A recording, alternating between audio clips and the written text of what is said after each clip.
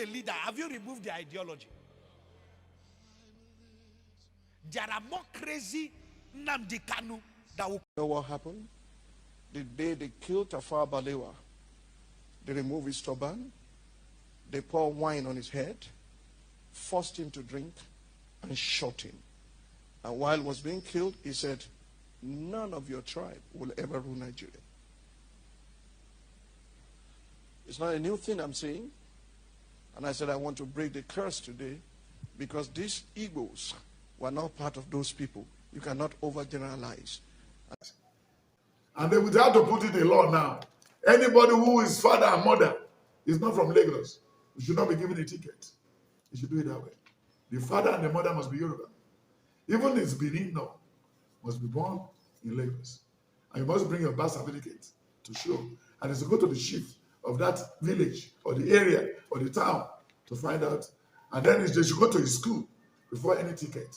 That's what the Spirit said as we test and will look this time around.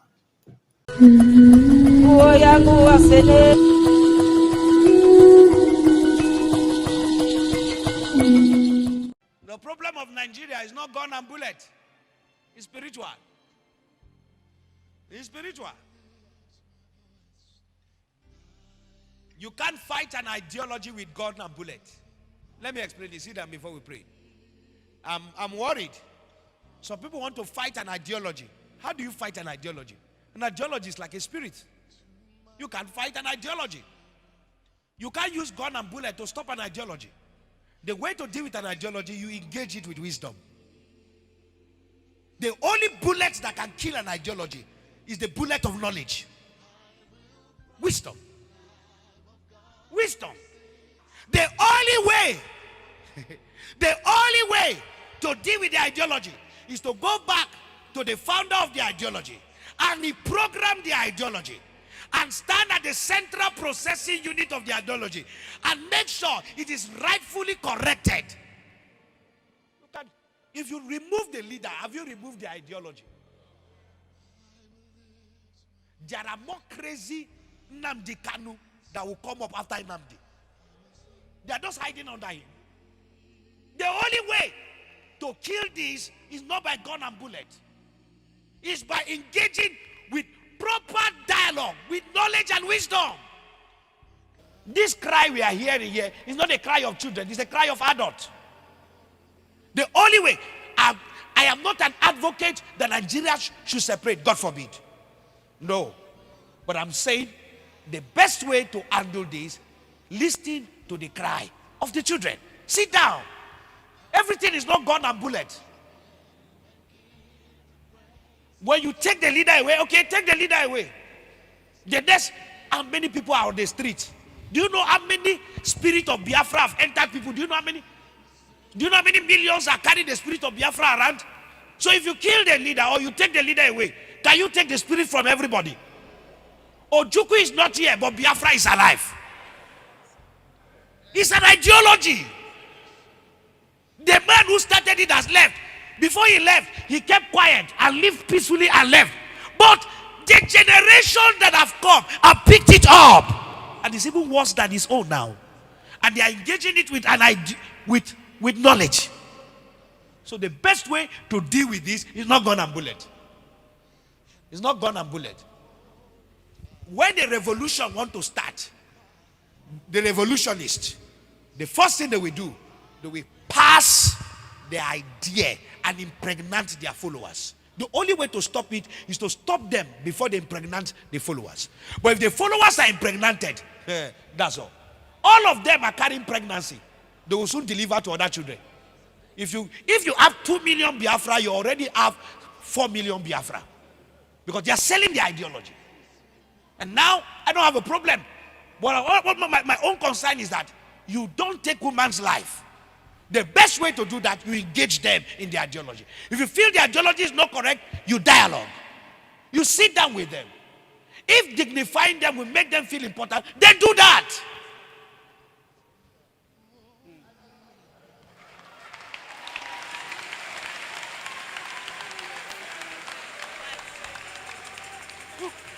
We can't be killing people and we're getting excited. No. Boko Haram is a terrorist group. Have you stopped them from killing? Are they not still killing? They're still killing. Did it start as a peaceful group? Yes. Were the ideology crazy? Yes. How do you engage it? Engage the leaders. And you see, some of these things are very spiritual. They are very spiritual. See, something that can die within 15 days, it can stay there for 15 years because the way leaders are handling it. The issue of Biafra is so simple. You are agitating? Is this what you want? Then comfort. Okay, let's do a referendum. Let's see how popular this your thing is. Or restructure Nigeria. That's all. Sit down with these boys. Make them feel important. How did the unrest in Niger Delta died? Yaradua did dialogue. That's the best way. This thing, everything gone. Bullet, everything, fight. Aggression, it will take us nowhere. The world is too civilized. Look at America. Look at the way they abuse Trump and they say everything. The guy with those bands and tweet again. He tweets and continue his life. That is what we call civilization. That is what we call. You can abuse me to hell. Say whatever you want to say. It doesn't stop it. I am the president and I am the commander in charge of wherever you are. You abuse, but I'm still your president. These things are just simple maturity. To fill a political office is not maturity. It's an appointment. I'm worried. I started talking about Biafra before this happened. And I'll say, let's kill this thing. Dialogue. Dialogue. Even we as fathers, our children will just do some things and we see it very stupid. But we have to give them audience. I just hear them and let them talk. And when they talk, what do? We judge and advise them.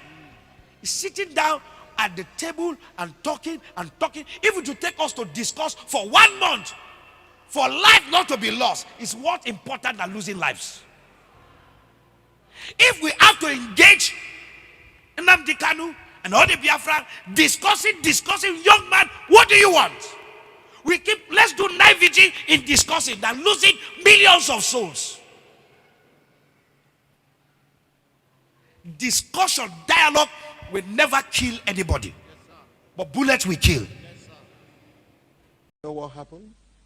The day they killed Tafawa Balewa, they removed his turban, they poured wine on his head, forced him to drink, and shot him.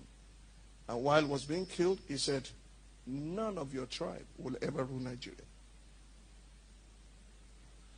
It's not a new thing I'm saying. And I said, I want to break the curse today because these IGBOS were not part of those people. You cannot overgeneralize. And I went into the Bible, I showed them Genesis 49. Reuben! You are my firstborn. You will not excel. You went to my couch. You defiled my couch. You're unstable as water. But God raised Moses. He said, let Reuben live and not die. And let his men not be few. I said, on the authority of God's word, I reverse the curse of Tafawa Balewa over the Igbo generation. You will have access to the throne like any other person. Do you understand this? If you don't rise above tribal and religious, gosh, God help me. If you don't rise above it, you can't fix a nation.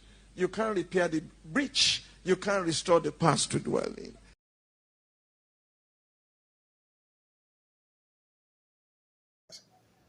And they would have to put it in law now. Anybody who is father and mother is not from Lagos, you should not be given a ticket. You should do it that way. The father and the mother must be Yoruba. Even his Benin now must be born in Lagos. And you must bring your birth certificate to show. And it's to go to the chief of that village or the area or the town to find out. And then they should go to his school before any ticket. That's what the Spirit said as we test and will this time around. So that come out to Keromero. So that's the problem. Although after winning the one of the IGBOS, We are still having trouble with the Fulanis because they have the enemy, the head of Fulani has a palace in Lagos. Who's supposed not to be? You know the Benin people never allow. We'll come back to that later. We have to tell Tinubu to tell them to remove this out of Lagos. And this is the stupid thing they did in So, beloved, I believe we all heard what the man of God has to say, and honestly, the truth is, after listening to what they have to say, I also went to make one or two research, and I realized that see, this problem didn't start from today. And one thing I want to advise us or say we should do is that see, let's not inherit problem for ourselves. Let's not inherit hatred and pass it down from one generation to another. So you heard what Prophet Joshua Iginla has to say, and the other man of God, what he has to say concerning Jaffa Bariwa, and then what he says that they should pray so that the sins of the father does not affect the son. It's a whole lot, honestly, and I'm asking, is Nigeria fair to the Igbo man? Or is the Igbo man actually fair to Nigeria? That is an honest question, please. If you have an honest answer, please drop it at the comment section below. I'm not here to bash any ethnic group, and I'm not here to say that Nigeria is good. See, me, Nigeria is, see, they have stressed the life out of me. I'm hungry because of Nigerian. Why? Because there are bad political leaders that are leading. And there's one thing I want all of us to understand, it's that it's not by this, by that that we achieve a lot of things. Sometimes we need to come together to actually sit and talk and air out our opinions. Sometimes you see that two people are very angry at each other when they sit them down to ask them what the issue is. Sometimes when you hear them talk about the issues, you'll be like, are these people children? How can you be having issue over this particular thing? How did it happen? How did it get here? But sometimes I ask myself, when I heard Prophet Joshua Iginla said that the Igbos and Nigeria should sit down and dialogue, I'm asking, dialoguing, will it actually solve this tension? Will it actually make things go away? Things that have happened over almost 60 something years, Abi 60 something years, 60 years right now, will it just disappear? And one thing I want all of us to understand is that everybody has collected woto. Be it Igbo, you have collected. Be it Hausa, you have collected. Be it Yoruba, you have collected. Be it any ethnic group, you have collected one way or the other. You've become a victim. I used to remember back then, in the village, and there was a man that you can go under the tree and sit, and then you hear tales, you hear people tell you stories, and there was one of these elderly man like that. He was telling us the story. I think we were saying something. By then it was we and some Igbo guys and lady, because they normally come to my place to trade, and they live there, they have stores and all those things over there. So we're talking, we're gisting one day, then I think the issue of the civil war came up, and then he was actually gisting us. And he said back then he was actually in Kaduna, and he wanted to join the army because his name had Chi. They say he was an Igbo man, they will not give him. The name was, like in my dialect, it's called Ochopunu. So because of that Chi that is there, they say he's an Igbo man, he cannot join the army. And that was the time he said the civil war had happened. Like it was not quite long. Then he wanted to join the army, and that incident happened. Sometimes your name you can deprive you a lot of things when you don't even have hand in anything. And sometimes you can be carrying the sins of your forefathers without even knowing anything. Sometimes generation hatred are being passed to children unknowingly. Like Joshua Iginla actually says that the Nigerian government should actually come together to dialogue, to talk with these people, to ask them what their problem is, what do they really want.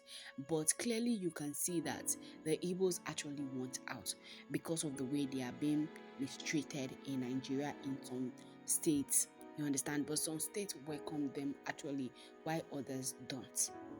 So you see, And one thing you need to know is that it does not matter whether you are Igbo or you are Yoruba. If somebody hates your gods, they hate your gods. That is just it.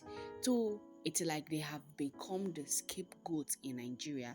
And then to say that, oh, we cannot keep quiet and actually watch people mistreat us the way they are mistreating us. So they decide to take matters into their own hands, and they are doing things that are actually complicating issue more.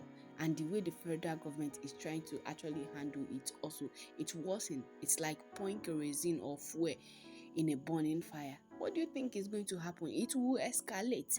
I'm not here to actually tell you about any political anything, because I don't really know anything.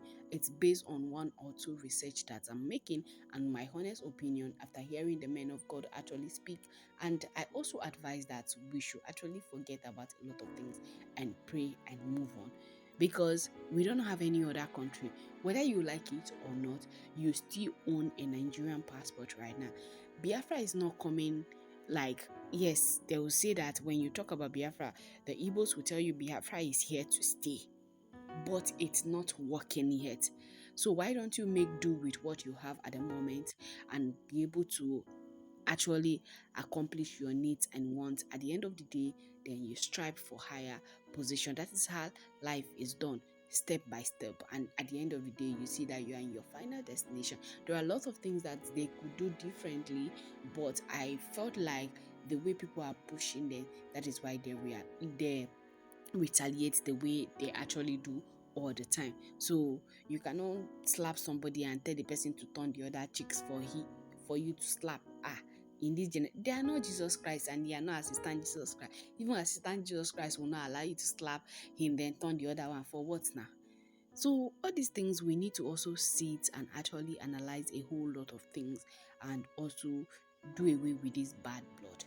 Okay, like Joshua Iginla actually says about the Niger Delta and Yaradua. Yes, they were able to dialogue, and they were able to come into a simple agreement, because these people too have been there.